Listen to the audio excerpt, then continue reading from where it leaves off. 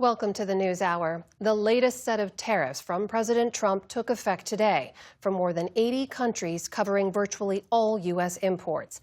The levies range from 10 to 12.5%, and they replace another set of temporary tariffs the president put in place after he lost a Supreme Court ruling earlier this year. Today in the Oval Office, he defended the move. We put the tariffs on, the very standard tariffs. The other way was easier. I thought the decision by the Supreme Court was not a good one. But we have many forms of tariffs. Liz Landers takes a look at this latest turn of events. Amna, the administration says these new tariffs target countries that import goods using forced labor. That characterization quickly drew objections from several allies and trading partners who called it unjustified. It all comes after the president announced new 50% tariffs on a slew of Canadian products set to go into effect in mid-August. For more, we're joined by Chrystia Freeland. She's the former Deputy Prime Minister and Finance Minister of Canada, serving under Justin Trudeau and Mark Carney. So we're going to get to the relationship between your country and the United States here in a second, but I just want to get your initial reaction to this new round of tariffs and the administration's justification for them.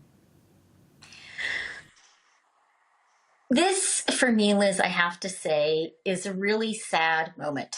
It's a sad moment in history. It's a sad moment in America's relationships with its closest allies. Because what we are seeing is the United States beating up more fiercely on its allies, on its close friends, than it is on the countries to which it is antagonistic.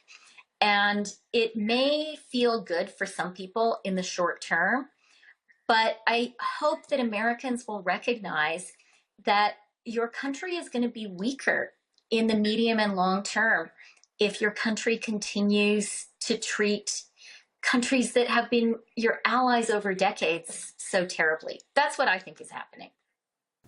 The U.S. Trade Representative Jamieson Greer told Congress earlier this week of these tariffs, quote, "The specific authorities this administration is using have changed, but the trade strategy has not." What has been the impact of this trade strategy, and what do you expect will be the impact of these tariffs going forward? So, economically, the trade strategy is making everybody poorer because trade actually works. It makes us richer. That's why we do it. It also is a tax on American consumers.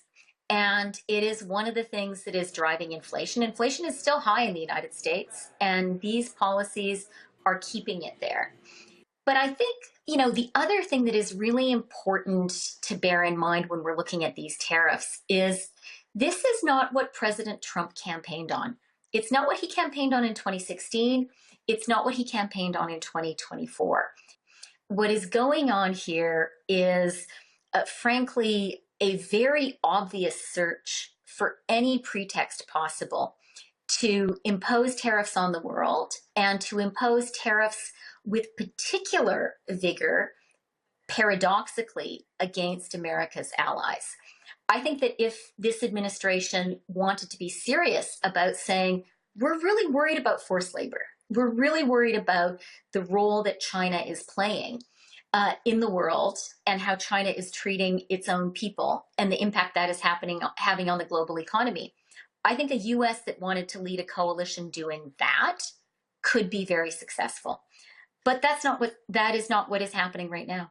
As we were talking about, the president announced new 50% tariffs on a wide array of Canadian goods. He said that they were in response to, quote, Canada's discriminatory treatment of American products. What is your response to the idea or to this allegation that Canada is engaging in unfair trade practices? How significant is this standoff between these two allies?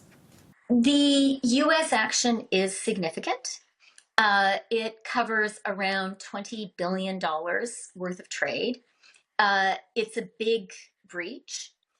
It comes after a series of U.S. actions since the re-election of President Trump that have been designed to hurt Canada. Tariffs were imposed on Canadian steel, aluminum, cars, and car parts last year. Those are still in place. This comes on top of those. You were Canada's lead negotiator during Trump's first presidency when Canada, the United States, and Mexico were negotiating the USMCA, that trade deal between the countries. What did you learn from that experience? I learned that at the end of the day, you can get a win-win outcome, even with the Trump administration. And the reason that was possible is the relationship, including the economic relationship between Canada and the United States, is a really good one. It's mutually beneficial. And at the end of the day, that recognition prevailed. Two things really helped. One was that we took the case outside the White House. And we had huge numbers of Americans, whether they were congressmen and senators and governors, to just regular people whose jobs and whose companies depended on trade with Canada, speaking out and saying, why are we breaking up a good thing? That was really important. The other thing that was important was I really think with President Trump, the only thing he understands is strength. And it's a really hard thing for a country to choose to retaliate with tariffs. It's difficult. It's painful. In some ways, it's kind of a dumb thing to do because it makes your own country poorer. But I think the only way to get a good deal with President Trump is if he hits you, your country has to be prepared to retaliate. We've seen that China has managed to get a strong relationship with the president, and I think they've done that by being strong. I think that's what America's allies need to do too. What do you think is the future of free trade in North America? Well, I hope that we continue to have a strong trade deal on our continent and a strong trade deal between Canada and the United States. If the United States chooses not to have that kind of a relationship, Canada will survive, but it will make all of us poorer. And regular Americans will face higher prices. They will face inflation. They will be a little bit less well off. And really for no reason. Because, look, Canada is amazing. We're a great country. I don't think Americans see us as a national security threat. And that's the justification for some of these tariffs. Thank you for joining the News Hour. And a note that we did invite the U.S. Trade Representative Jamieson Greer to join us on the News Hour this week.